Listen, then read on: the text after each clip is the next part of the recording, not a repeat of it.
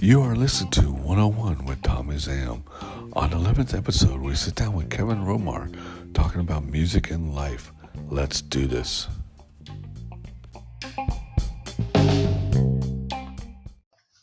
What up, Romar? How you doing? Yeah, what's up, Tommy? Chilling. How's everything going out there, dude? It's going all right, man. Just trying to stay productive in this crazy world right now. I know, it's crazy, dude. All this 2020, nobody expected to be like this, you know? Seriously, everyone had these hopes and ambitions like 2020, we're going to be the best version of ourselves and kill the world and shut down. I know, dude. It's crazy.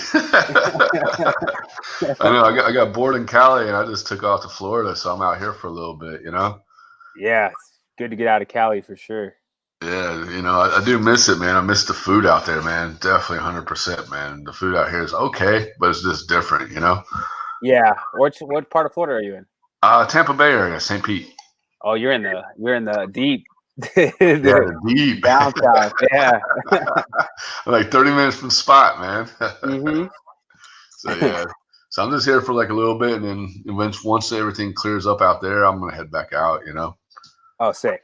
That's my plan, you know? Who knows?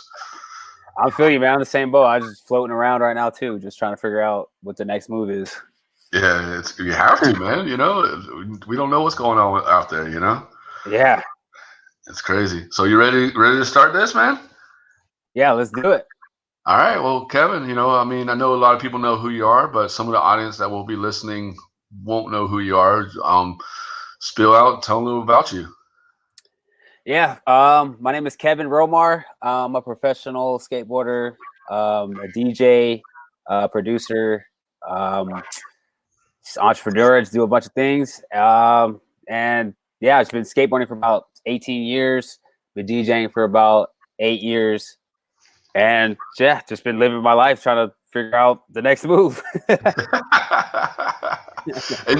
and where did you grow up at? I grew up in Long Beach, California. And then I moved to OC. I moved to OC when I was about 10 or 11 years old, and then stayed out there for a bit.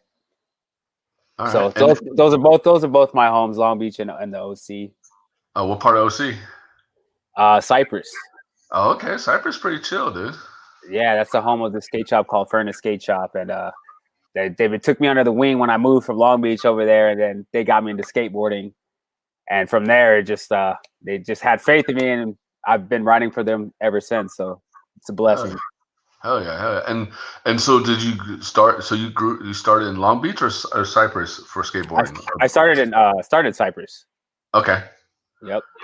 That's right, dude. And what got you into it? I mean, did you see like skate videos or something, or like you just saw people skating down the street, or what? Pretty much, dude. I was playing football, like all the sports and stuff when I was in like junior high and like little kid, like elementary. So I was playing football, basketball, baseball, and I just was getting bored of it. We moved to Cypress, and dude, I was just literally walking down the street, going back to my house, and I seen some dude just skating down the street, and like, okay, what's going on? You know what I mean? I was like 11 years old. And I seen this dude ollie up a curb. I didn't know what an ollie was back then, but I just saw how he jumped up the curb with his board. Uh-huh. I was like, whoa, bro. Like, that was super crazy. That was so cool. He like did some magician type stuff with his feet. And so I went home right then and there. I was like, Mom, I need to get a skateboard. Hook me up, please, for Christmas. I don't know. I don't care what it is. I didn't know what a real skateboard was back then. So she got me like this like Target brand Nash board. And it didn't really roll, but it did the job for me at that point. I was like, cool, I'm ready to ollie right now, but it doesn't happen that way at all. Yeah, those wheels on the I remember those Nash boards, or back in the day, the Ant boards that we used to get it. Well, they didn't have Walmart back in the day. They had Kmart and JCPenney's and stuff. They sold skateboards, but they were like Ant boards, and the wheels are not the greatest, dude. They're like hard plastic, Hard plastic. You're not going nowhere with those wheels. No, man, you can't, dude. You can't do nothing on it, man. Yeah, it's seriously like, why do they even sell these things? Hey, and now they sell decent boards now, so like birdhouse boards and stuff like that at Walmart and stuff. They're now that they finally realize, hey, you know what, we're gonna make money off of this. Yeah, seriously.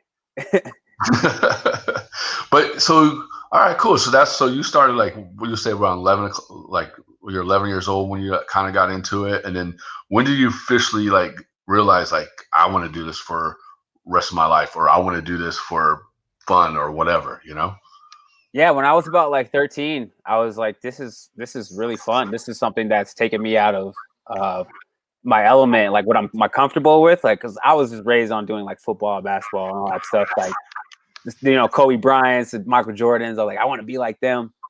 And then I found skateboarding. I was like, this is something totally different. It makes me feel alive, like free.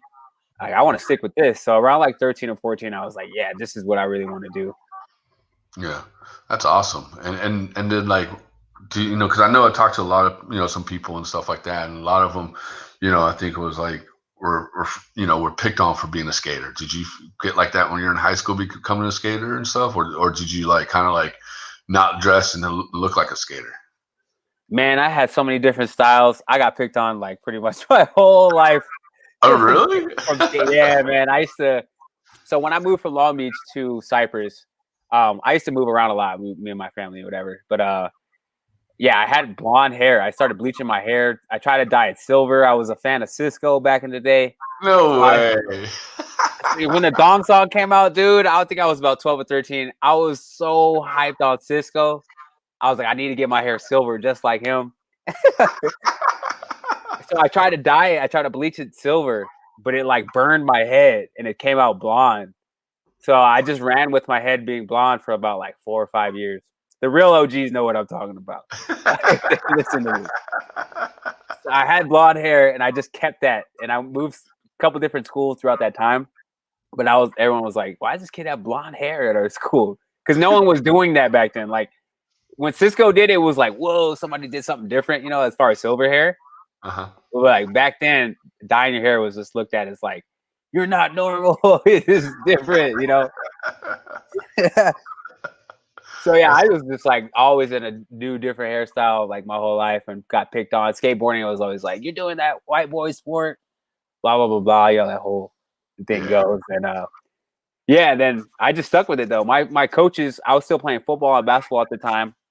And my coaches were always like, if you get hurt, like your season's done. You need to stop skateboarding. You need to stop with that stuff and just worry about football and basketball.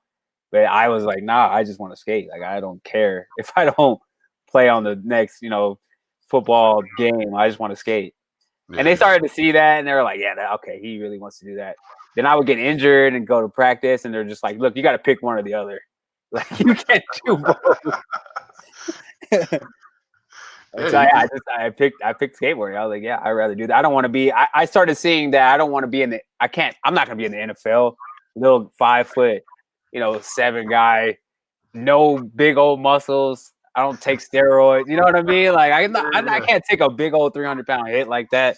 Yeah. like falling, slamming on skateboarding is enough. Like getting hit by a big old, linebacker every weekend. Oh no. Dude, that'd be wear on the body, dude. Oh man, I give those guys props, man. That's a hard living. And if you did play, let's say you did end up playing football, what team would you pick, dude? What team would you go to? I was a Cowboys fan when I was a little kid, so I was like, Deion Sanders was my favorite player. Yeah, so I was like, Deion Sanders, wherever team he goes, I'm down. He played on the Redskins. He played on the Falcons. He went on the Raiders, didn't he? Was that? Oh, he didn't go to the Raiders, did he, or no? No, he never went to the Raiders. Oh, that's Jerry Rice that went to Raiders. That's Jerry right. Rice, yeah, Jerry Rice, yeah. Okay, I was about to say, that'd be weird to see Deion Sanders on Raiders. But they played on the same team. They were on the 49ers together, so that's pretty dope. Yeah, that is rad, dude. That is rad. Well, that's cool. I mean, like, like skateboarding, like took you a lot of places. So, I mean, do you remember your first sponsor? Yeah, it was Furnace Skate Shop. That was the first one. That's your first one? Yeah. So I went to the skate shop when I was a little kid. I just was so curious on skateboarding, and Furnace was literally like a block away from my house. So I would just go in that skate shop every day, and I would just like look around and just be so amazed at all these cool looking skateboards. And you know, the workers there were finally starting to see that I was going there every day. They were like, "What's your name, little man? Like, you're in here every day." And I just like was like, "My name's Kevin. I just I like these skateboards up here and stuff like that." They're like, "Yeah, just keep coming around, man. Just keep cruising." And finally, I like got some old skateboard from Furnace, and that helped me progress in skateboarding. And then they started to see that, and my good friend Justin McLean, RIP, he would take me skating from Furnace every day, like as he saw me going to that skate shop every day. And he was just like, "Yo, this guy is like really into skateboarding. Like, I want to see if he can do more tricks." And then from there, I got sponsored within like that 7 month of skateboarding, pretty much, from Furnace Skate Shop. Wait, hold on. You got sponsored like 7 months? That's crazy, dude. Yeah, dude. Yeah, I would go into my garage every day. I was so dedicated to skateboarding. I would go into my garage.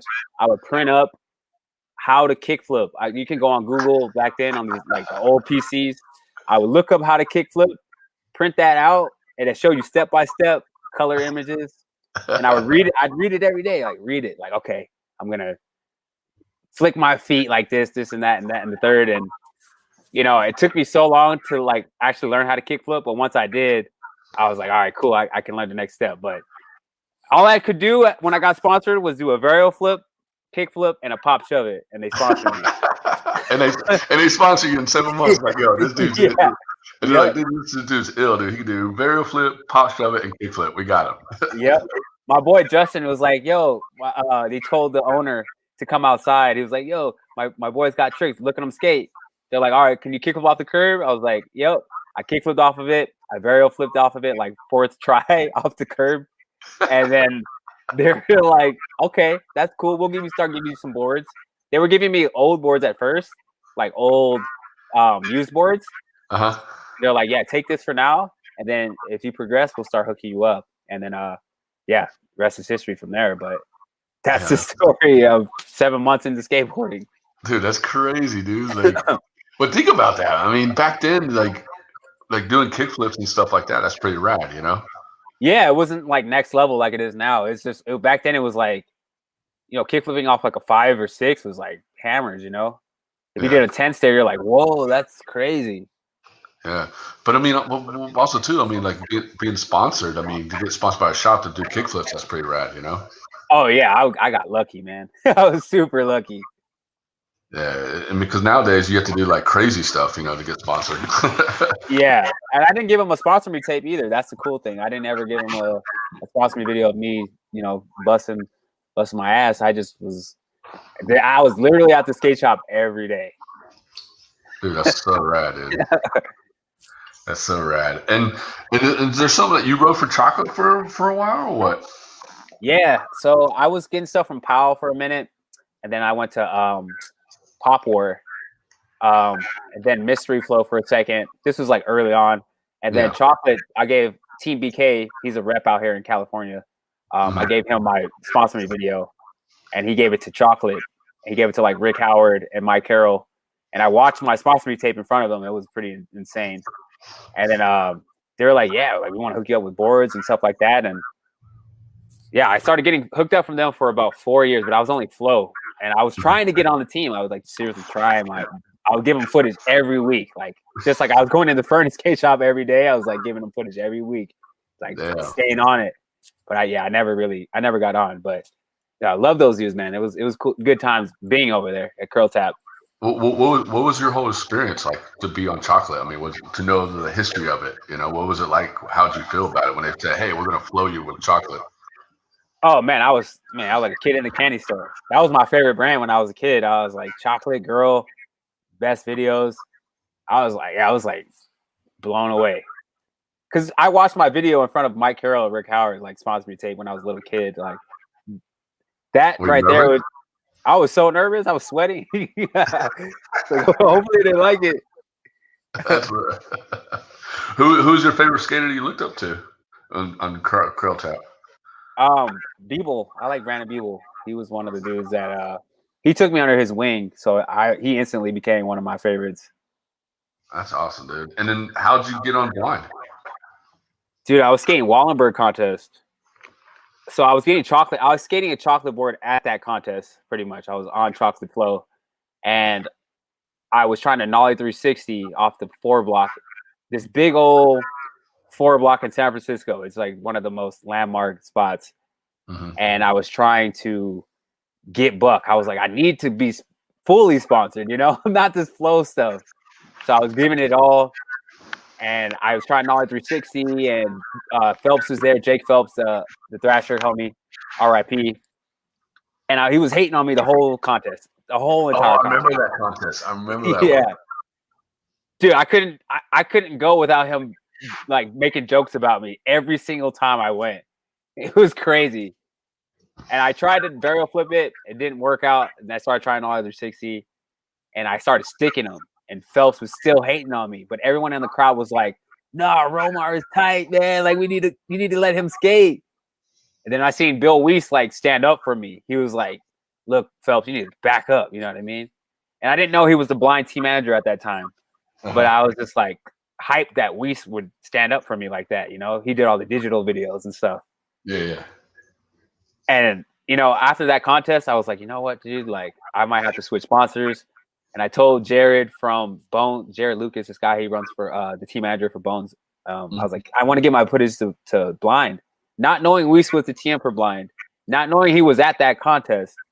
He saw my footage, and the next, literally like 8 hours after he sent the email, he emailed me back, was like, "Look, we want to hook you up. Like, we're down. Like, yes. Like, when can we start?" And I was like, "Whoa, like this is crazy," And Blind was one of my favorite. Is one of my favorite board companies just from the Reaper alone. Yeah. The graphic. But yeah, I was from that contest, things worked out. I didn't even land any tricks. I just got well, if you think about it, you got on Furnace for doing kick flips and barrel flips and pot shove-its, and you got on Blind, because we stood up for you and saw your videotape. That's pretty fucking awesome, dude. Yeah, man. I'm hyped, man. I mean, I was still I was ripping as much as I could, but at those contests, I didn't land anything. I just happened to be at the right spot at the right time, I guess, Yeah. That's awesome, dude. Like, I mean, from, Ryan for 3 good companies, Furnace Skate Shop, Chocolate, now Blind. I mean, that's amazing, Yeah, I'm blessed, man. I'm so hyped. And how long did it took you to turn pro for Blind? See, they wanted to turn me pro right after I dropped this part called "This Is Not a Test." Congratulations on that. That was a dope. I mean, I know it was a long time ago, but that was a dope ass video. Thank you. Oh yeah, that was a really good video. But they wanted to turn me pro right after that. But I was on S footwear. I was about to turn M for them, but they went out of business, so I got on Supra, and so Supra wanted to market me as an AM for a little while. So I had to work up the ranks with Supra. It was a brand new company, and I put in a lot of work for both. And then it was the right time. So around a year and a half, 2 years after I got on Blind, I turned pro. So yeah, that's so rad. And tell us about the feeling when you turned pro for Blind. Of a company that was started from Mark Gonzalez, Jason Lee, has so much history of Ronnie Krager, like so much history of it, and now you're part of that history with Blind, because you've been there with them for like how long? Like 10 years or something? Or 8 years? 2009, 8, 9? Or 11? No, it was like 11 actually. Yeah, almost a decade. So yeah, might be about a decade for sure. Yeah, because you're one of the you're one of those looked at as one of those guys, on Blind. Tell us how that feeling was to know like turning pro for a company that's well respected. Man, I don't even have words for it, man. It's nostalgic to the company, and it's like mind blowing to me that I'm able to still be on something so nostalgic as that company. And knowing that Mark Gonzalez, Jason Lee, these guys are like incredible human beings. Be a part of something they started is just like, and it's still going. It's incredible. Yeah, it's rad. And I mean, it's just, you're killing it. I mean, your video part, I know you're doing music and a little more focus on music and a little bit of skating, but I mean, you're just killing it, dude. Thank you, That's man. all I can say. You're just killing it, man. Like, you know, when just to see your like clips on Instagram, you're just busting ass parks and stuff. Just hey, I'm gonna throw a couple tricks on here. He's like, dude, Romar has the steez, man. Thank you, man. I appreciate that. That's funny. And another question too: do you feel like the industry doesn't give you that much props, or not just you, but the whole blind team, a lot of props for so much talent you guys have? Man, yeah, like in a sense, for sure. You know, I've been fighting my whole life to get to somewhere I wanted to be. You know what I mean? And it's still a fight, but yeah, the industry kind of looks at things a certain way. It's very cliquey, of course. You know, it's always got your cool guys and your, you know, the other guys. You know what I mean? And there's another group of people. You know, blind had its time where it was super cool, like nostalgic in the 90s, you know what I mean? Early 2000s. Mm-hmm. And then it died down and then it came back up. But then all these other new companies started. So it's just, I don't know, it's like a big old saturation of things. But, you know, we've always done what we can. I don't know why industry picks and chooses like that. But, you know, I just try to stay out of the cool group. I want to be somewhere in the middle. I don't ever want to be like too cool or because that always falls off, you know? Yeah. That's why blind has been so relevant, I feel like, for so long, because they've been cool, but they also stayed in the middle ground, and they haven't reached the bottom level or nothing. You know what I mean? It's still like a top graphic and board company when you think of blind. Yeah, I mean, you think of blind nowadays. I mean, of 2020, they think of you, TJ Rogers. Who else? I mean, that's the only ones I actually remember. You know, now I think of that coming in my head when someone says blind. I think of you two. You know, and you just actually turned what's his name, just pro from Morocco. Oh yeah, Nassim. Yeah, he's dope. That dude's ill, dude. That's congratulations on that, dude. yeah. We got Cody McIntyre, Mickey Papa, TJ Rogers, myself, Mike Por. He's an amateur. We got Nassim, Sora, this kid from Japan. He kills contests. Sora Shirai, he rips. Yeah, we're just building the team again. You know, trying to build it every so often. Yeah, and plus too, having a team manager like Bill Weiss, I mean, that's something good to have. You know. Yeah, Bill Weiss, Mr. Naked 540 man. Has he done that for you guys in the past? I told him I don't ever want to see that. You can post all the photos he wants to on Instagram of him doing the naked photo 540 whatever. I'm like, bro, I just don't want to see that in person. Oh, I got stories. With Weiss, but that's between me and Weiss. I bet you do. He's a wild man. I love Weiss, dude. He's good. What's a good memory you have like on tour with Weiss? Like one of the best memories you ever have? Oh, actually, the beginning of my "This Is Not a Test" part, I was trying to nollie back hill the Santa Monica triple set, and there's these people. You know how Santa Monica triple set is; it's just crazy. But there's this dude walking his dogs, and every time I went, he would be like, "This kid's gonna break his fucking neck. He's gonna die. Like he's gonna hurt himself." And trying a trick like that is just so like gnarly, you know. You're like, maybe I might break something, but please get this guy out of here, you know. Yeah. And we like took the stand again, and was like, "Look, dude, take your dogs and get the fuck out of here. Stand over there, and just worry about your dogs, you know." And they were going back and forth for a minute, but they got it all on film. And it's just so funny how he shuts down this guy with the dogs, man. It's just so hilarious. And like he ended up going away, and I ended up landing the trick, I think like 2 tries later. And we were just like, take that, you fucking dickhead, you know?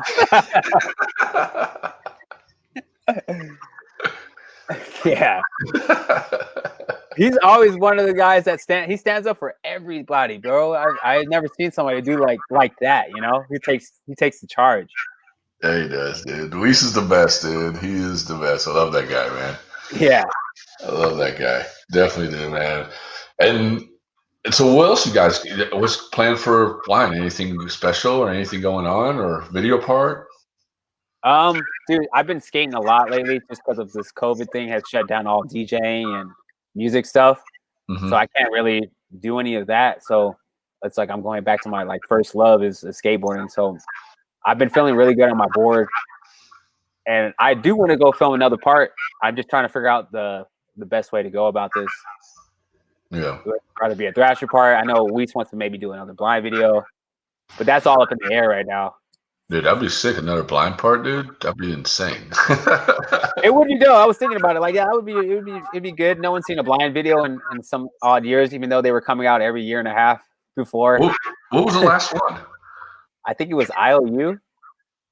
Yeah, because was that the one y'all introduced TJ Rogers, or was that after that? No, it was when we introduced Yuri for no, not Yuri. Yuto. Yuto, Yeah. I think that was the last one.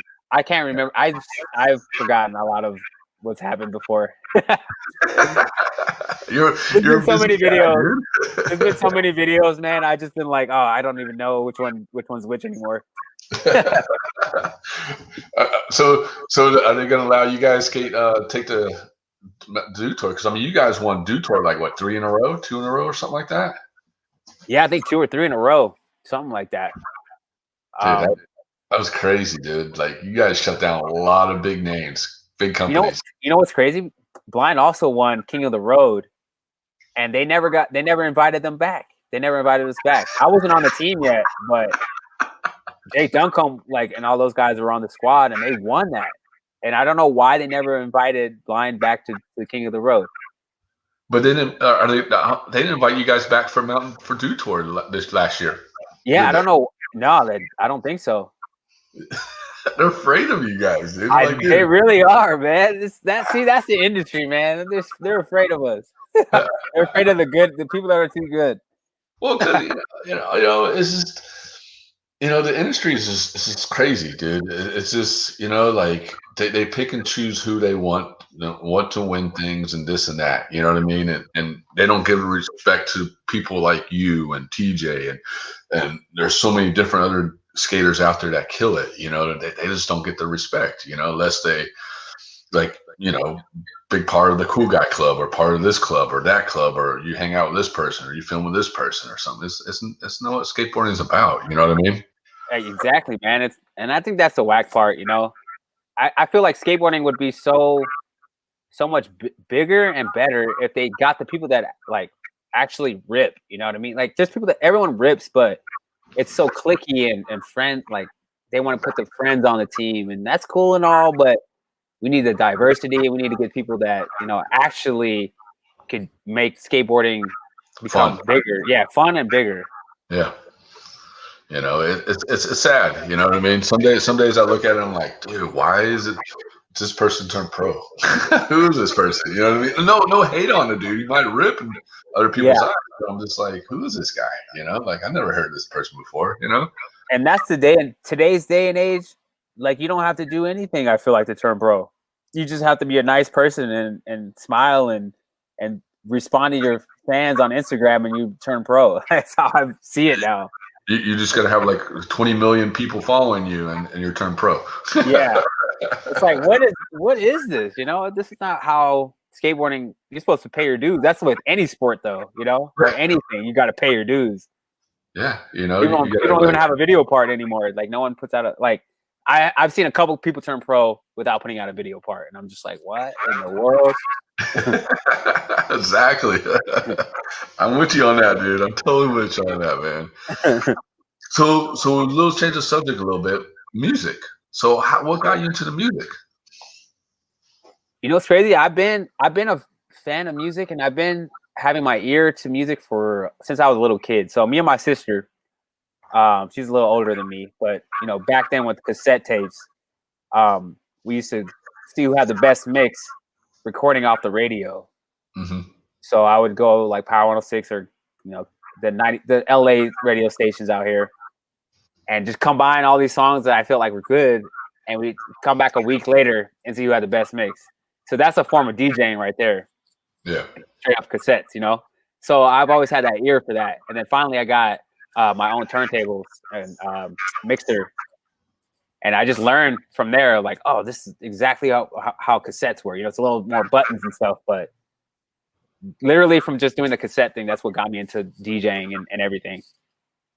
Yeah, that's awesome. I mean, that's awesome to think like, because I remember I used to make mixtapes all the time. You know what I mean? I used to like stay up every day, all night, like my little cassette tapes of like Raekwon or whatever, you know, like hip hop, and you know, and then I just mix it up a little bit. Like, okay, this song's awesome, but I got to make sure this song goes with this song, you know? Exactly. Yep, for sure. And that's exactly how, you know, DJing is. It's the same exact thing. Yeah, Because you want it to go and blend smoothly. So like I tried turntables, you know, I had a bunch of homies that did turntables, and you know, and it was hard, you know, that it's hard to do, you know, like how did you learn? Did you like teach yourself for like 24/7, or was it like 2 or 3 days you just like, I'm good at this, you know? I mean, I've tried like budget turntables since I was like 17, like 18, 19. Mm-hmm. And I just would play around with it. I never was serious with it. But like, even when you mess around with it, you still learn something, you know? And then finally I took the time and just like, you know, I'm going to actually learn. So I got like a good budget, or like a better system. And I learned the equalizations and mixing and blending and BPMs and, you know, beat matching everything. And then I was like, oh, okay, that's DJing. If you want to take it to the next level, that's on you. And so I just stayed up 24/7, just putting my whole library to use and adding these cue points to these songs where I know exactly where to bring them in, and just getting creative in my own way. And that's what like took me to the next level, was when I started getting really creative with it. That's awesome, dude. Like, I mean, that's just, I don't know, because I remember like I'll be like trying to scratch, and then you got that little like knob thing, you're trying to move back and forth and like trying to change, you know, I'm just like, dude, I can't do this. It's challenging, man. Don't get me wrong, I love music. I have so much respect for you know, DJs and stuff like that. I mean, I've been to a lot of hip hop shows and, you know, DJ shows where, you know, like I can't remember the group. It was like, I think the best DJ show I went to, they're hip hop artists, and I want to say they're like 7 of them. There's 7 guys, and they all DJ it differently. And I can't remember the name of the group of it. Shit. My mind just went blank on them. But yeah, it was a great show because each one of them had their own style, and they communicate through it. Like they had words, like they knew where to put the words they want to say. So if they want to say help, and they're like help, the HEL, you know what I mean? You know what I mean saying? It's just so rad how they did that, dude. I was just like, yo, how they do that? Like, how you know where each word is on that record? You know what I mean? Like, that's crazy. Yeah. It's a lot of preparation, you know what I mean? Like, those guys are more turntablists, so they'll have their own, you know, cue points, how they do it. So they color correct their records and, you know, put that somewhere. But a lot of things are digital now, so you can just put the cue point. So like letter A will start on help or on H, and then E will be letter B, and then L will be letter C, and then P would be letter D. So you have it all organized right at the fingertips pretty much. And all you got to do is press like A, B, or C, which one you want to go to, and be like, help, you know, help, you know, however you want to do it. I was just crazy, dude. I have so much respect for DJs, man. Like just the talent, you know, all musicians, you know, guitar singers, whatever. But DJs is just, I don't know, man. That's just skills. Yeah, man. Some people could take it to the next level. You know what I mean? I'm not like at like a DJ Premier type level. You know what I mean? Like he can do some crazy stuff, but you know, I do what I can in the way that I like to do it. You know what I mean? And I spend like a lot of electronic music with hip hop. So there's different ways to get creative with that. And you're pretty big in the DJ world, aren't you? No, man. That a lot of people think that. No, I'm not. But it's just cool because people will make my name bigger by saying that. But I'm actually still like trying to get my foot in the door in a way. Okay, because I know last time you talk, you were like on tours in like Israel or somewhere, you know? Yeah, but I DJ for a rapper named Hobson. So okay. Yeah, that definitely helps for sure. How was that, dude? It's dope, man. So I'm able to, you know, be his personal DJ. So we go on tour, and every show, you know, I start off with my little like 15-minute mix, and then I bring him in, So I'm an MC on top of being a DJ, and then I'm his hype man. Oh, sorry. My bad. That's that girl calling you. Where you at? Where you at, Romar? You're supposed to be over here in like 2 minutes. Go. It's all good, but yeah. So you're MC too? Yeah. I'm not like the best. I had to come into this like fully not knowing how to do any of this stuff. So I met Hobson at the bar. It's called Black Bar in Hollywood. And we clicked, we vibed. He's a skateboarder too, and everything like that. But the next day, he's like, he hit me up on DM. He's like, "Yo, my DJ just quit. Like, would you like to be my DJ?" And I was just like, "Oh my gosh!" Like, yeah, took the yes right away. You know what I mean? But not knowing what it takes to be a hip hop, a personal DJ, but a rapper DJ. Yeah. And so my first show was with like, I think it was somewhere like on the Midwest somewhere. I forgot where, but it was like Ludacris, B.O.B., some other crazy girl artists, and Hobson. But Hobson was like pretty much the headliner below Ludacris. No way. So hold on. You had to play with Ludacris watching you, dude? I don't know if he watched our set, but he was definitely there. Maybe in the green room. Man, dude, I'm telling you, dude, I had no idea what I was doing. I was like, bro, what am I doing here? Like, I'm a skateboarder. I don't know what I'm doing here. But as soon as like I got on stage, before that, I was pacing back and forth, like, bro, I don't know what I'm gonna say. I don't know how to bring out Hobson. And I'm asking his manager, I'm like, how do I bring up Hobson? They're like, just say, are you guys ready for Hobson? Blah, blah, blah, blah. I'm like, that's it? They're like, yeah, you got it. I'm like, I need more direction. Like, I don't know what I'm doing. I called my sister. I'm like, hey, sis, I'm scared. I don't know what to do. She's like, you got it. Like, just have faith. You got it. And so I went on YouTube. I watched like some of his old videos with his past DJ, like how he got brought in, because he was doing interviews and stuff. You know what I mean? So I couldn't really talk with him. Mm-hmm. And so I watched how they brought him in, and it was like the old DJ would be like, "Are you ready for Hobson? I need y'all to make some motherfucking noise." Like real hype, you know what I mean? So I was like, "All right, I got this." So I like, as soon as we're all set up to go, I plug my stuff in, I grab the mic, and I'm like, Are you guys ready for Hobson? Like, I choked at first, and I just got it ready, and I was like, "Oh, I got this." You know what I mean? I got this. And then I brought him out.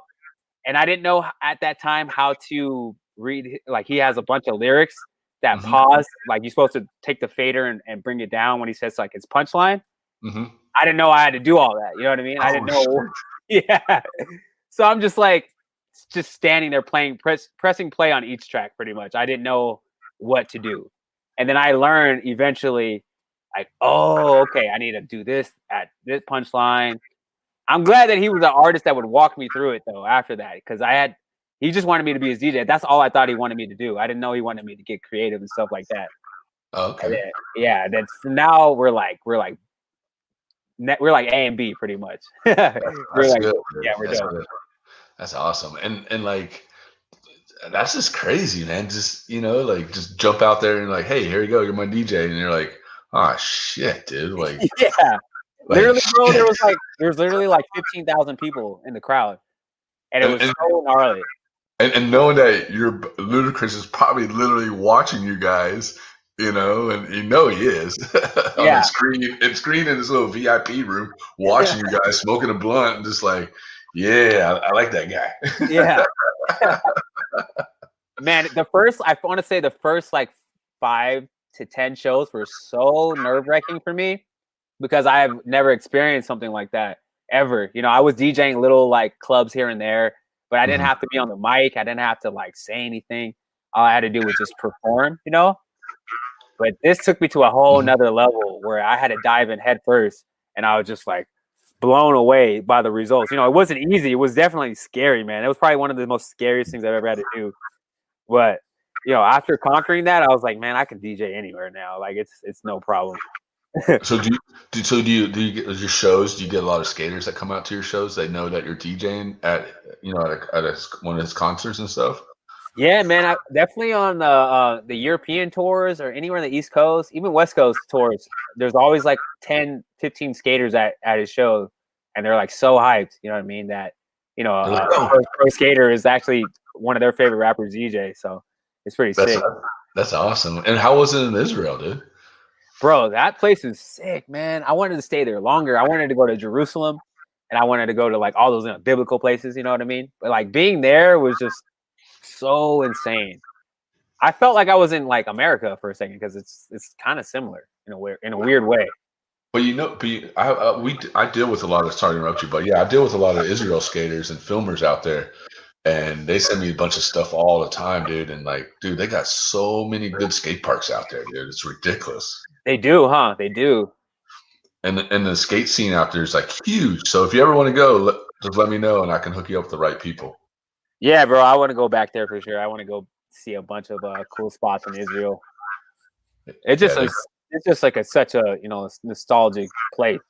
Just being there, just like whoa, this is biblical times.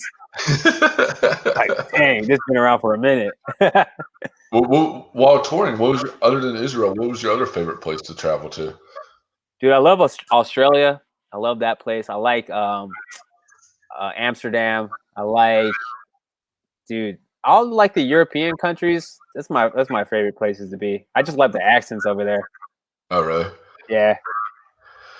All the girls hit you up, right? Yeah, that too. Let me tell you. Yeah. hey, when you got some European chick that's speaking, British or whatever to you, you're like, hey, what's up, girl? Yeah. That's rad, dude. Like, that's awesome. Thinking about it, and I was just thinking about listening. I was listening to you while you're talking. And I was thinking, it's crazy how if you really think about it, skateboarding kind of got you in that way with DJing and music. You know what I mean? Because with skateboarding, you're the same way too. Where we're all the same way. It was when we first start jumping on the board, we're going to hit that handrail, whatever. We get nervous and scared, but then but once we hit it, it's fine. You know what I mean? Yeah, most definitely, man. That definitely skateboarding prepared me to be, a better DJ and to be a not as afraid. You know what I'm saying? Like, but I'm not gonna lie. That first being on the mic was just terrifying, terrifying, and that many people. Oh man, I'm not like a public speaker. I'm not like a good public speaker, anyways. Like, I never really got to do all that. So being thrown head first definitely just sparked some new like area in my brain where I was like, whoa, I tapped into some new K-Row stuff, you know what I mean? Like, oh, I'm good. Like I can do anything now. So has anybody hit you up just to go do like one of those like big Vegas DJ shows or anything like that? See, that's what I was working towards. So right before the COVID hit, man, I was on a roll. I had so many things lined up. I had the Dew Tour, the Mountain Dew Tour. I had just done LeBron James' son's basketball game tournament. Wait, hold on. What? Yeah. So, man, I want to say January-ish. I got an offer to DJ LeBron James' son's basketball tournament at Pepperdine. No way, dude. And bro, man, it was so insane. It was so many people at that. It was packed out. It was sold out. It was like all types of celebrities there. It was Big Boy from Big Boy's Neighborhood was up there. DL Hughley, all these comedians. And then I'm like setting up. I'm like DJing pregame and everything like that. And I know these kids were like, I know LeBron's gonna be here, blah blah blah blah. But I was like waiting to see if he really is gonna show up. So they set me up. They set the DJ booth right next to LeBron. So, bro, I'm telling you, it was so tight. I see LeBron James walk through the side door where like no one is. So he's walking in. He comes down. His wife comes down. So his wife is right next to the DJ table. LeBron is right next to his wife. So he's like 2 centimeters away from me, pretty much 2 inches.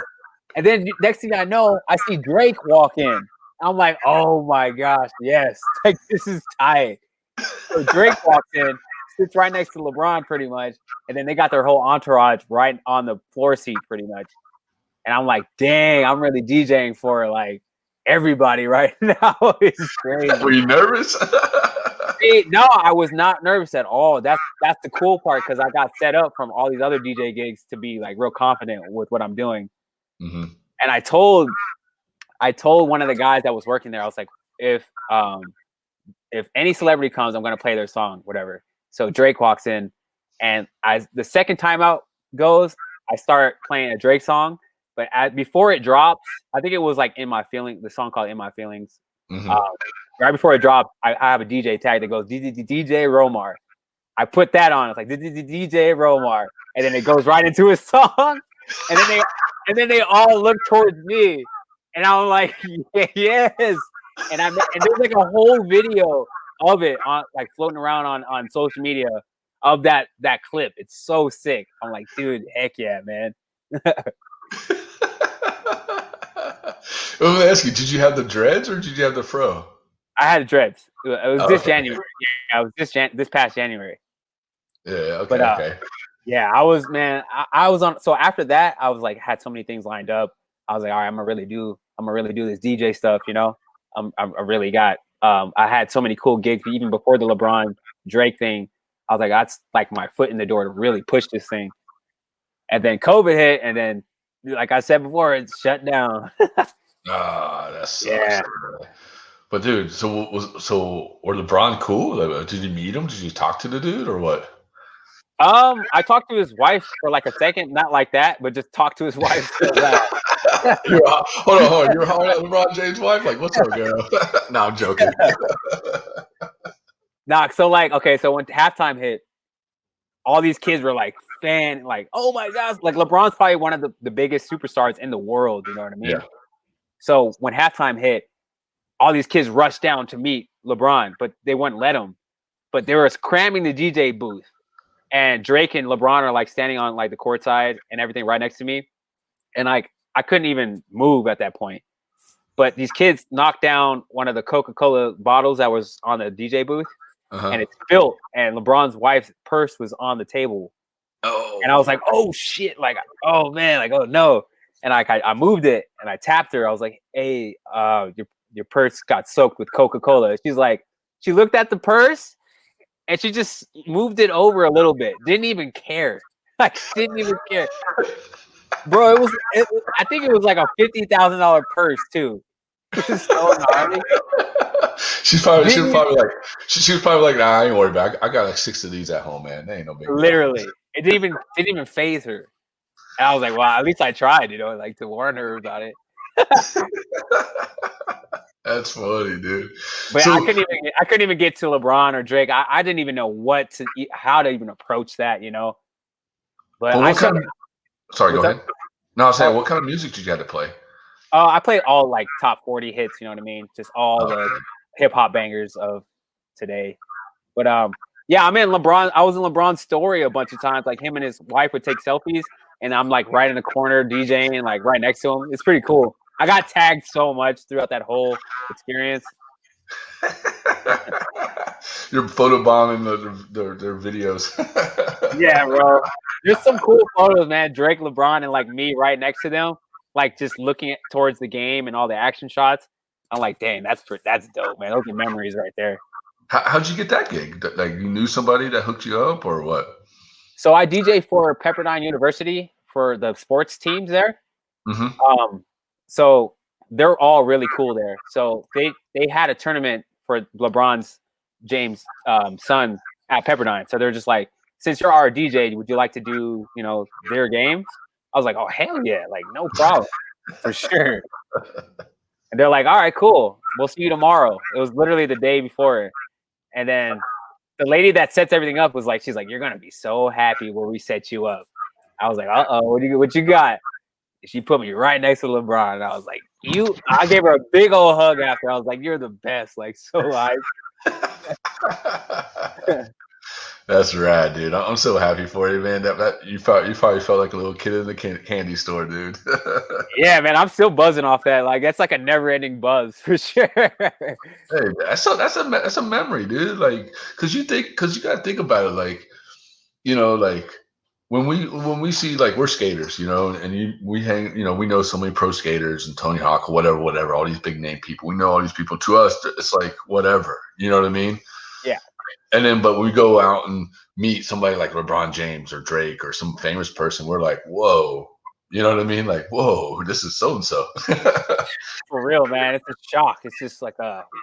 I can't believe I'm sitting next to this person right now. You know, I'm trying my best, like, not to be like starstruck, but I'm trying to like create Instagram stories, and I'm like trying to get LeBron in them. You know what I mean? Like low key, but don't want to seem like a creep. You know, like oh, shit.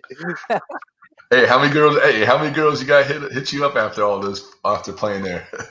Man, I got hit up by a lot of people, man. It was wild. That was crazy. That's rad, dude. I'm so happy for you, man.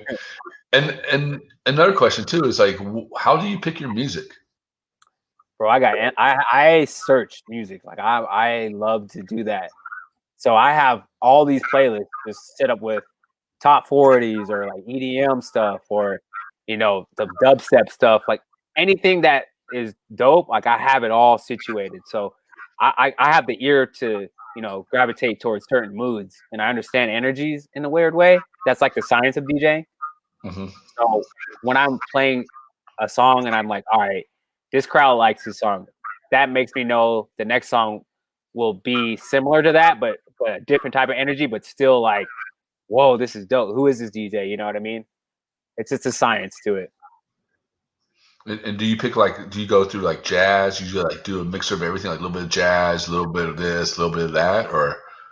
No, it depends, man. Like, so if I'm at a basketball game, like it has to be all like top 40 energy, like big energy, you know, rather it be hip hop, rather it be like a turn up song, something that just like gets people, the crowd yelling and people wanting to see what's the next play, you know. Even when timeouts go on, I have to play like a subtle song, but it might still be something with a little bit more energy. But as far as jazz tracks, that's more of like a older crowdish, I feel like, which I don't really do too much. But you know, I do got the jazz tracks though, for sure. Oh, you do? Yeah, I love jazz. So do you mix a little bit? Do you mix a little bit of jazz with a little bit of like with like? I know you say you do tech, but do you also do a little bit of hip hop with it too, or what? With jazz? Oh yeah, have you ever tried that with like hip hop with jazz or anything like that, or? Well, like all the old hip hop songs, like all the DJ Premier, Big L's, and stuff like that, they all sample jazz. Okay. So yeah, I'll throw in, you know, I'll throw in some Big L, I'll throw in some Biggie, I'll throw anything with DJ Premier, you know, or Jay Dilla. They all sample jazz tracks, so that all incorporates into whatever you want to do, pretty much. That's sick, dude. That's pretty awesome, man. And like, so you mix your own stuff too, right? Your own beats and everything, or no? I make my own music for sure, but I create a lot of edits. So if I want a song that could, like, say I want a Drake song to go into a Soulja Boy song, I can edit that into making it towards it's easier for me, so I don't have to like dig through and find it. I can go from one hype song to another hype song, but all in one song, so it's all together. And I'll just name it like a DJ Romar edit. Dude, that's sick, dude. And I don't know when you put it on a spot. Show me a sample, dude. Put it on where? Yeah, you got a sample to play? A sample? Is that like a online thing? Yeah. You got a little something you can play for us, like a sample. Oh, a sample. Yeah, I got a bunch of stuff. Yeah, let's hear something of yours, man. You want to hear like a regular beat, or do you want to hear? You know what? Surprise us. Let's see.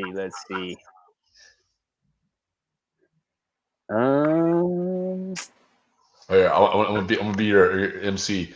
Yo, coming up, DJ Romar. I'll play you a beat that I sampled the other day. All right. Let me see. I can find it real quick. All right.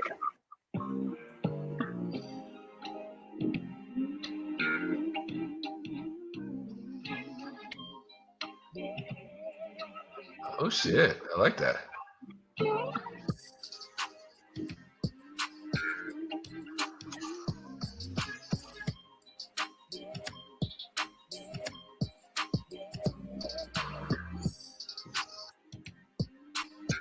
Oh, that shit was tight, dude. That's a sample right there, man. I can't play the whole thing. Might steal it. Yeah, well, it's still that, dude. You know, someone's gonna have SoundCloud up to the thing, like, oh, what song is that, dude? Yeah. Dude, that's a good beat, dude. I like that, man. I Good, like that. right? It's like real jazzy, smooth. Yeah. So, do you got any projects you're working on, or anything? Yeah, I produced everything, but I just released a song. It's an EDM song called "Goat" with my boy Okay. Ponzu. My boy Ponzu. It's released on this label called 40 Ounce Colt. Mm-hmm. But yeah, it's like a nice bass house. It's like a real like four to the floor like dancey song. Yeah, we just came out with that, and that's it as far as those type of projects. I'm working on a Red Bull GoPro skate park edit for Seva Krotkov and TJ Rogers right now. What? I can't wait to see that and listen to that. Yeah, So yeah. hold on, go back a little bit. Where can people get that? Download it? Can they download it on Apple, iTunes, or Spotify, or anything like that to get that beat, that new track of yours, or whatever single? That one, the one I just played you can't get that. That's only Not that one, for the one that you exclusive just members only. Nah, the song "Goat." Yeah, you can get it yeah. on all streaming platforms. You can get it on Apple Music, Spotify, SoundCloud, and all the other ones you'll listen to. It's available now, so check that out. And what's the name again? They got to look up for. It's called "Goat." Like I'm the goat. Okay. I threw that in there to get you. I wanted to hear you say that I'm the goat. No, literally the words are in the song. He's saying that the whole time. So All right. I have to look that up on my Spotify. I am the goat. No, I'm just joking. I'm the goat. type in Ponzu Romar and type in "Goat," you'll hear it. It's a dancey song, man. I don't know if you're into like EDM, but I'm it's not, dope but hey, I'm down to support the homies, dude. You know, for sure, for sure. that's funny, dude. But that's awesome, dude. Like, dude, you're doing so great, dude. I'm so proud of you, man. Like, seriously, dude. Like, you're fucking killing it. Like, you know, your skating always, your music. I mean, to know more about your music and what and how listen to you talk passionate with it. It's fucking awesome, man. Like, especially nowadays. You know what I mean? Especially this, not nowadays, but during this time, like we all need something good in our lives. You know what I mean? Like good music or good stuff, good skating or whatever, you know, because it's crazy out there right now, you know? Yeah, man, it's so crazy. You have to have a different outlet. I feel like too, especially nowadays. Like skating is not going to always cut it these days, just because all these brands are definitely dying and they don't have the funds to pay everybody. So having another outlet that can, you could use that to your advantage definitely helps. And do you think, a lot of skaters should be doing that, like finding a different outlet? Because, it is true. Like, I mean, the industry is, I mean, I don't know what's going to happen with the industry after this pandemic because it's thinning out. I'm hearing brands are shutting down, closing doors. People, some brands can't deliver boards or can't get boards and wheels or stuff in. It's crazy, dude.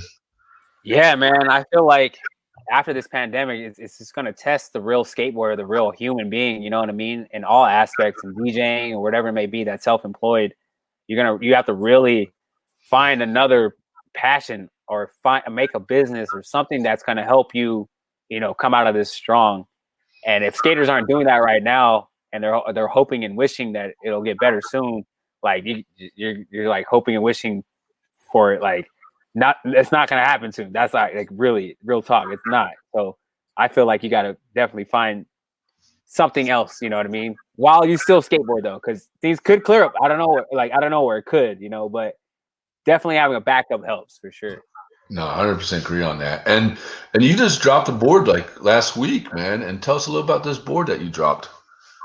Yeah. So you've seen all what's going on in the world, racism and systemic racism, and all these people, all black people dying horrifically from the hands of police. I had to make a board that's definitely dedicated to Black Lives Matter, not the organization, but just like Black Lives Matter. You know what I mean? And I put a graphic of myself with the afro, with the pick in it that has like the Black Power fist in it, Mm-hmm. and at the bottom it says underneath it says Black Lives Matter, and then on the front of the board it has the justice for all the people that have died from the hands of police. And I thought it was just necessary to put a board out like that. You know what I mean? Regardless of how anybody feels about it, like you have to take a stand for something. And I felt like this board is meant for all of that. Mm-hmm. No, definitely. I saw that. I was like, dude, that's a good board, dude. You know, definitely something I can need to hang on my wall. I need to tell Weez, I need that board to hang on my wall, man. For sure, man. I was like, man, I'm pretty vocal with the whole movement of what's going on. And it just, every time I kept seeing a murder happen, it just did something to me, man. Every time I was like, man, this is terrible, man. And I just, I started getting really like depressed at a point.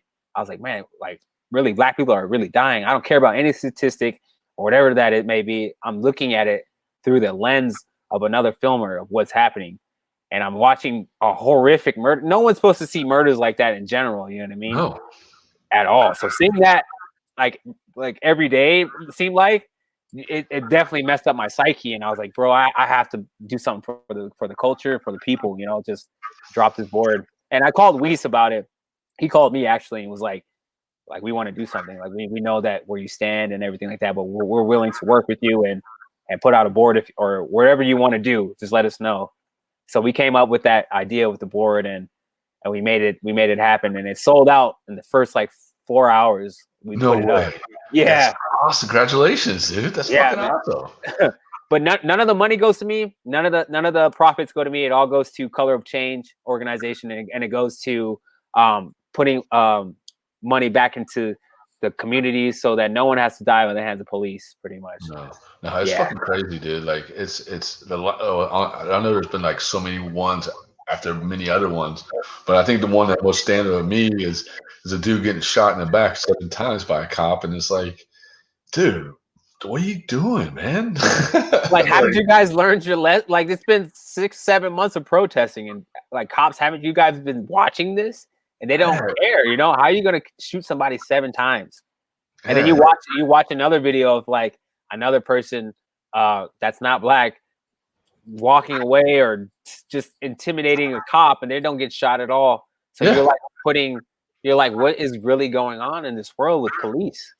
Yeah, it's crazy. You know what I mean? It's just like, to me, I don't know. To me, it feels like it's like they're doing this in a political way of like trying to make something about it. You know what I mean? And it's just like, but they're doing it the wrong way. By killing a Black man or a human being or whatever other people want to see it as. You know what I mean? But yeah, it's fucking insane, dude. It's like I'd never seen that person in my eyes. You know what I mean? But see it now, like you said, it's just like, what the fuck? Yeah, because I'm a victim of police brutality too. I was on an S trip.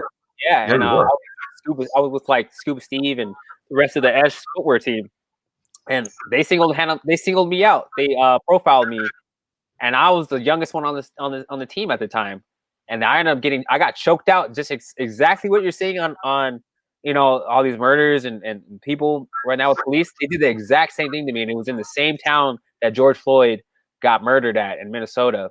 And I remember the police, they put their forearm, it wasn't a knee, but they put their forearm on my neck, and I couldn't move, I couldn't breathe, and I'm sitting there saying, I can't breathe. And all the rest of the team is like around watching this, like, I can't believe this is happening, you know what I mean? But to me, I'm like, I can't believe this is happening to me right now. And I'm like, I can't breathe. And I felt like I was gonna die, you know what I mean? I was like, oh man. Mind you, I'm the youngest one on the team. And they didn't talk to the team manager. They didn't talk to no one that's higher or older than me. I had to fend for myself. Then they ended up like handcuffing me after they done choking me. So I'm like, my spirit's already gone. And then they cited me. Then they took my whole skateboard, so I couldn't skate the rest of the trip. What? And I was just like, dang, man. I felt like trash, man. I felt like, dude, I don't even belong on this earth. It felt like, you know what I mean? So that's why I'm like, that's why I stand so hard with what's going on right now, because I've been a part of that. I know that when you give police too much power, they'll take it, and then they'll try to run all over you. And we're tired of people are tired of that as people, and we're taking a stand. We're like, nah, we're not taking that no more. Yeah, especially skateboarders, man. We're fucking tired of it, man. Yeah, and we know it more than anybody. You know what I mean? We know Hey, how. it doesn't even matter if you're black, white, green, purple, whatever. You're a skateboarder on a piece of wood and four wheels, and you're skating down the street. You're getting fucked with. You're getting thrown to the ground, and you're fucking getting destroyed. We know how it's like, dude. You know. Exactly. Yep, for sure. I mean, I've been threatened by cops so many times, dude. I remember I was like probably like 16. We're skating to school, and I told the cop, and it was I grew up in Pensacola, Florida, you know, and like it was like redneck area, and like you know, like they looked, you know, we're outcasts, you know, either you had to be a redneck or you're this, you know what I mean? But if you're a skateboarder outside, you can't do that, you know, you're a criminal, you know. So like we're 16, we're skating skating up school, and cop rolled up, and it was like some big old fat redneck, and you know, was being a dick to us. And we're like, and I literally told him, I said, look, dude, like, we're just skateboarding, man. Like, we're not doing anything wrong. We're not going out shooting people or doing drugs. And he looked at me dead straight in my eyes. He's like, I wish you would, because I would shoot you right now. I was like, Wow. whoa. See, man, that's where police go wrong, man. They can't be doing all that. You know, that's why we're trying to like get them defunded and stuff like that. Yeah, I mean, it's just, you know, and it's crazy, dude. Like, and I still get profiled, man. Like, even, you know, like when I had my Ford Bronco, or whatever, my Ford SUV, and like they would fuck with me so many times. I get pulled over and like, oh, your eyes look red, or your Like, windows are tinted. I'm like, what? like, where does that even come from? How could you even see my eyes from where you're driving? You know what I mean? Like, like, Yeah, how does this even happen? Yeah, I yeah. totally understand, man. I totally.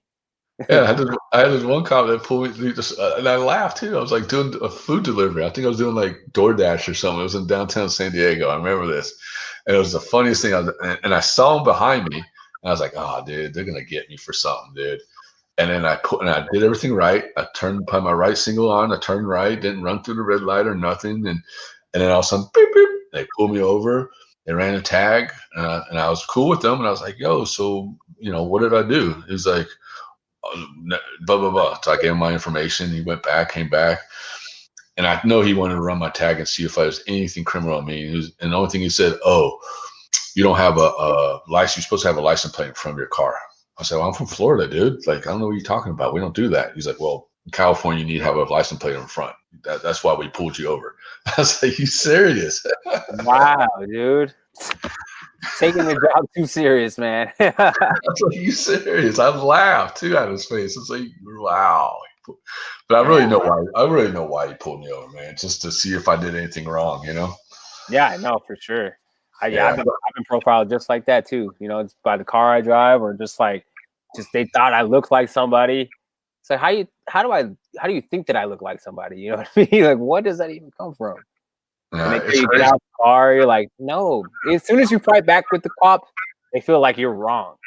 Yep. It's like, you know, it's like you were free to say what you need to say. Yep. And they go on a power trip, and yeah. I try not to argue with them, man, because after seeing like all this shit that's going on, I'm just like, yo, I don't want to fucking argue with these dudes because I'm by myself, dude. I don't want them fucking kill me. You know what I mean? Totally, man. And that's what they're not supposed to make you feel like. They're supposed to serve and protect. They're not supposed to serve and kill you. You know what I mean? Yeah. That's not the agenda of what they're made for. It's crazy. But yeah. there's one incident I'm gonna say before we take off. It was on my way. I was coming from Pensacola to come down to St. Pete, and I had my California tag on, and my Elwood was in the back seat of the car, and we're driving, on a 10, and I was probably going like 75, 80. Okay. And then there was two cars, me and another car were driving next to each other. One would speed up, I'll speed up. We're just driving across. No, nothing wrong. And I see these two Florida state troopers sitting on the left-hand side. And of course I took my brake off, slowed down a little bit. I was like, let me slow down a little bit. And then I passed them. They didn't do anything. I looked at my rear mirror, didn't see them or nothing. Got down the road a little bit. Then all of a sudden I see the highway patrols like zoom, like fly up. So I move over to the right lane thinking he's going to pass me, need to go catch somebody. Nah, this motherfucker gets behind me. Or not behind me. He drives along the side of me. And I'm like, okay. And I'm not looking at the dude. I'm looking straight, and I know he's looking at me, and he goes, speeds up, and he speeds down. Speeds up, speeds down, like trying to like whatever. So then I'm like, oh fuck, what the fuck's this dude doing? So he gets behind me, flashes his lights. I'm like, fuck, dude. Like I didn't do anything. So I pull over the side. He pulls over, and he's like, comes over, and he has this little gadget. So I roll down the windows, and I was like, oh, what, hey, officer, what I do? Whatever. I was being cool. And then he put this little gadget on my window, and he's like, yeah, roll down your window a little more. So he put him a gadget on the window, and he's like, yeah, I'm just testing your tent. What? I'm like, what? Exactly. That's what he said. Seriously. He's like, I'm testing your tent. And I'm like, okay. And he's like, registration, blah, blah, blah. I said, yeah, here. And it's like, yeah. He's like, where are you coming from? I said, Pensacola. I'm going down to St. Pete. I'm from, he's like, you have a California place. Like, yeah, I'm just here for a little bit. I'm not living here. I'm just, going back and forth. My mom is in Pensacola. I'm going down to St. Pete because that's where I'm staying. And he was, whatever. He went back. Then he called another state trooper. Another state trooper comes up. And I'm like, okay. And then he calls me out and says, yeah, come out of the car. And I'm like, oh, fuck, dude. Like, I'm scared. Like, and I see this dude with like a little, like a dog leash on his hand because I have my dog in the car. Because I told the dude I have my dog in the car. And he's like, all right. So the dude had a leash around his hand. And I'm like, oh, fuck, dude. Are they going to fucking arrest me or what the fuck's going to happen? So I'm like, okay. So, he was like, he said something to me. I can't actually remember. He was like, yeah, do you have anything in your car? And I said, honestly, the only thing I got in my car is some pre-roll CBD. That's about it. He's like, do you have anything else in your car? I was like, no. He's like, can we check your car? I'm gonna have my dog walk by your car. And I was like, okay, well, do I need to take my dog out? Because he's gonna sniff at the door. Because my dog said, no, my dog's trained. He's good. So he gets his dog out. The dog starts freaking out by the Coke can, whatever. And he's like, oh, come on. They don't have his dog because the dog was like sniffing the ground, trying to get him over to the car. So he's sniffing the car, starts freaking out right there where my dog's at, Elwood's at. And the other cop's talking to me, we're bullshitting. And he's like, yeah, the reason why, he called me because, we want to, we had this curiosity about you. And, and my dog is trained to sniff marijuana, CBD. Since you have CBD in your car, his dog is trained to sniff coke, meth, ecstasy, whatever. And then they call another cop. So there's 3 cops there, dude. And I'm like, what the fuck, dude? Like, what the? I'm like, I'm trying to keep cool, man. Like, I'm nervous. I'm like, dude, what the fuck's going on, dude? So they like searched my car. I took my dog. They let me take my dog out, and they searched the cars, everything, blah blah blah. And I'm thinking in my head like, oh, these motherfuckers like playing something in my car. Like they're gonna call somebody down the road to arrest my ass, dude. Like something's going on, dude. But no. Yeah. And the only thing they did is they give me a citation. Say, oh yeah, we're just giving you a citation because of your window. Wow. Yeah. So the whole time they profiled me. That's extreme profiling. Yeah, wow. Dude. And I'm just like, yo, dude, like I'm just nothing in my car except this and that. And that's it. So I was like, I got a knife in my car that I do my grip tape, and I have a baseball bat because I travel just in case someone fucks with me. Like that's all I got in my car. But yeah, so I don't know why I told that long story, but it was just the whole profile thing that just clicked in my head. It's like, yo, dude, it's crazy, dude. No, I totally understand, man. Like, yeah, just profiling in general is just like you said, it's just unnecessary. Like they went all that trouble just to like do nothing, like what? And they gave me a citation for a citation, but yeah, I mean, citation for my tinted window, so I laughed about it, dude. I'm like, what the hell? That's crazy, man. At least you were admitted that you had a knife in there, Yeah, I mean, I was straight with them. I was like, hey, you know what? I'm not gonna try to like fight these dudes. I'm not trying to do anything because I'm by myself. I'm on the middle of the I-10, like middle of nowhere, and like, who's gonna save me? You know what I mean? Literally, man. How long ago was that? That was like June. Oh, this year. Yeah, this year, dude. Okay, yeah. So your mindset was already, I don't know if I want to like mess with these cops. I don't know if I want to actually take that route of arguing with them. Yeah, and they're like good old boys too. And I was like, yeah. And then these are, calling 3 cops. It's like, yo, dude, like I'm having like memories, but flashes in the back of my head of like everything that's been going on. Like, fuck, dude, am I done? That's Like, crazy, man. Yes, that's how I feel sometimes too. Like if I ever run in with the cops, like, dude, am I done today? Am I gonna exit this world right now? That's it's, it shouldn't be like that, you know. Our thoughts should not feel like you're gonna, die from the cops. it's scary, dude. It's fucking scary, man. Like, and you said this one thing I caught what you said. You said that you made the board for Black Lives Matter, but not for the organization. Why is that? I mean, a lot of people have mixed emotions on the actual Black Lives Matter organization. I didn't want to cause any like stir or any commotion, and I don't want people to get too negative into the comments and stuff like that. Even though like some of them do, but the color of change is just more. It's just actually about what they say. You know what I mean? It's owned by Black people, and what they do is help the community out. There's no third party or like some CEO that's a woman that's not Black. All these things that people make up. Yeah, yeah. I just wanted to go. I wanted to go strictly away from that, so they know that I actually researched this, and it's all coming from me. Yeah, that's awesome, dude. That's I saw that board when you put that up there, man. I was like, dude, a lot of respect for that, dude. Like, it meant a lot to me, because it's like, dude, like just to see a pro skater, idol pro skater like you doing something like that for this, for the community, for the world to see, for the, to represent the skate community, showing like, hey, we do care. You know what I mean? Like, Yeah, that's rad. I challenged, man. When George Floyd had got murdered, it set off the world. I feel like the world was watching. Everyone was watching, and these skate companies weren't watching. I feel like so. I wrote on my Instagram, like, we see you, like we see who's really supporting Black Lives Matter, like us, and who's not. You know what I mean? And so that caused like a good stir on the comments, and everybody was like, "Oh, dang!" Romar was like calling people out. I wasn't gonna name names. I was just testing to see what they're gonna do.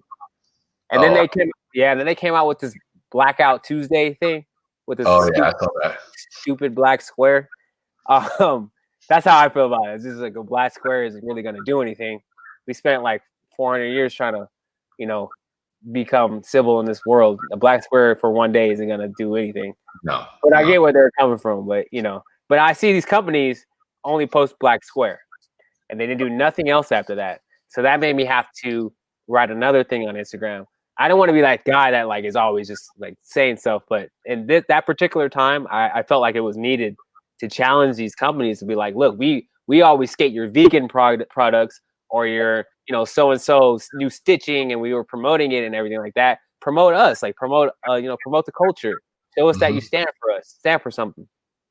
And some of these companies did, some of these companies don't, and it made me reevaluate. Like, all right, I don't really want to mess with this company anymore. I don't really want to, I see where this company's standing. I like where this direction's going, and I made some moves. I did some things that I felt like I needed to do just for my personal self, and for the better. I was like, I feel comfortable.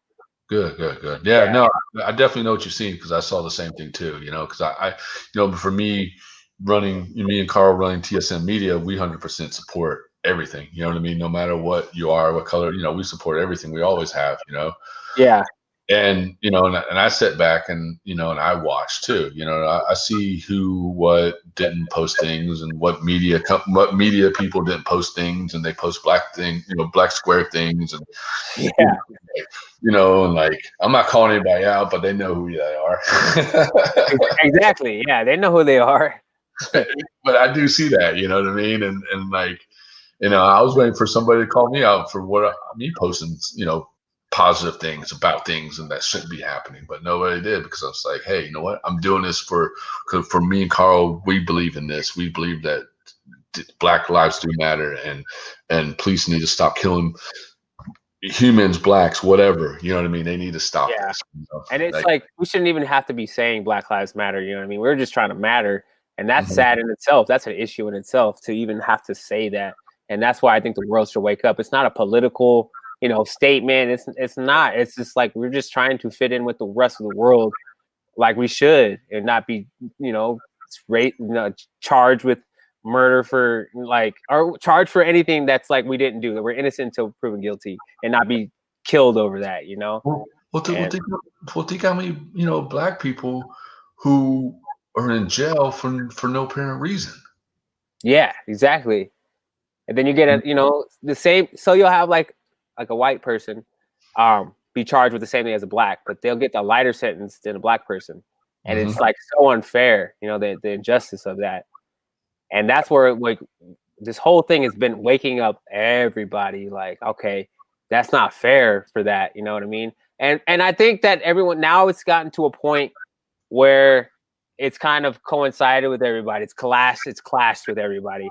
So we're fighting one thing now. Everyone's fighting a totally different thing now, and it's like what we first started out with was Black Lives Matter. Now it's like turned into a race war, which it should never be. Like, you know what I mean? Never. It's going on both sides, and it's like, oh no, you know what I mean? Oh yeah, I blame the media for that one, man. That's just, the media is making it worse and worse, man. Straight up, man. They are going full throttle trying to make people really hate each other.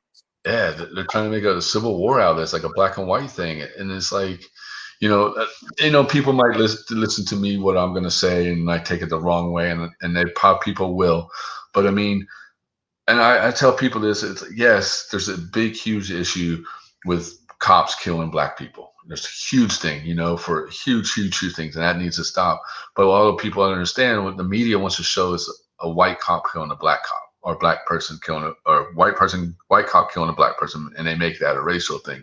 But they don't see, but the media doesn't show, an Asian cop killing, or a cop killing an Asian person, or vice versa. You know what I mean? Like, they don't show any of it. They only show a black and white thing, and they want everybody to think a black and white thing, and that's it. Yeah, that's true. But I mean, if I did see that, you know what I mean, I would stand with the Asian or whatever minority or race that's being murdered. I'll be like, I'm with you. You know what I mean? Because no cop should be deciding when you should leave the face of this earth. They're not the judge of that. You know what it is? My opinion is there's a bunch of these kids who got picked on when they're in school, and and they became NRTC or whatever it's called, and then they didn't become, and then they're like, you know what, I'm gonna become a police officer so I can bully everybody else. That's all it is. It's kids that were picked on in school, and then all of a sudden they became cops, and they feel authority. They feel they have the authority to pick on everybody else. Yeah, straight up.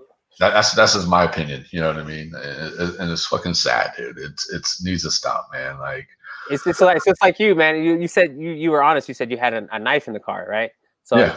Take an instance like Jacob Blake. The guy that got shot 7 times in the back. He had a knife in the car, but he told him that he went back to his car. His kids were in the car. The cop felt like he was resisting whatever he was saying, and he decided to shoot him 7 times. See, on the flip side, you didn't get shot that time. I'm glad you didn't. Thank God. You know what I mean? Yeah. Same. You were honest about having a knife in the car, regardless of what they were saying to you, and regardless of what they're saying to him. You both were still honest. Mm-hmm. The fact that he almost died, he's paralyzed. You know what I mean? From that, it's like sad. It's sad, man. It's like, dude, what in the world? Like, why did he have to get shot that many times? You know what I mean? In front of his kids. He'll never be able to walk again, and do the same things he used to do. And regardless of his past does not matter in this. You know what I mean? It's all about what happened during that confrontation. And yeah. I mean, that cop shouldn't have done anything. He should have said, "Hey, sir, get away from your car. Come here. We're going to talk to you." Like, be normal. You know what I mean? Don't pull a gun out and pull his shirt and shoot him in the back, dude. Like, that's literally. There's three cops. Like, how many cops does it take to get one person down? You know what I mean? You could have tripped him. They could have shot his tires out. They could have done so many different things to de-escalate the situation. Yeah, they went into that wanting to harm somebody. They wanted to kill somebody. It's just like the George Floyd thing. That cop wanted to kill somebody that day. Yeah, all of them. All of them for sure. Yep, all of them. It's fucking sad, dude. It definitely is. Yeah. It's crazy, dude. But that's the world. See, that's the world right now, and that's the scary part. I think that there's so many things going on in the world that our minds are just like, dude, what is going on right now? Hey, I'll tell you this, Romar. You know what I'm waiting for? I'm waiting for the alien attack, dude. I'm waiting for the alien fucking invasion, dude. I will allow that to happen. If that happens, I'll be like, yo, motherfuckers, what's up, dude? Man, I wouldn't even doubt an alien invasion coming, knowing this year, man. You might have all types of different alien species out there. Like, all right, it's our time to strike. 2020. Like Hey, December. I would smoke them. I would smoke them out and open up a fucking 40 and say, "Yo, come sit down on my porch and let's just hang out, dude." They're coming Christmas Eve. Christmas Eve. Yeah, just make it real bad, real bad. Just the day before New Year's Eve, they're coming out, dude. New Year's Eve, yeah. 2021, we're coming in with a bang. Yeah, I don't know, man. I just hope it. It's just.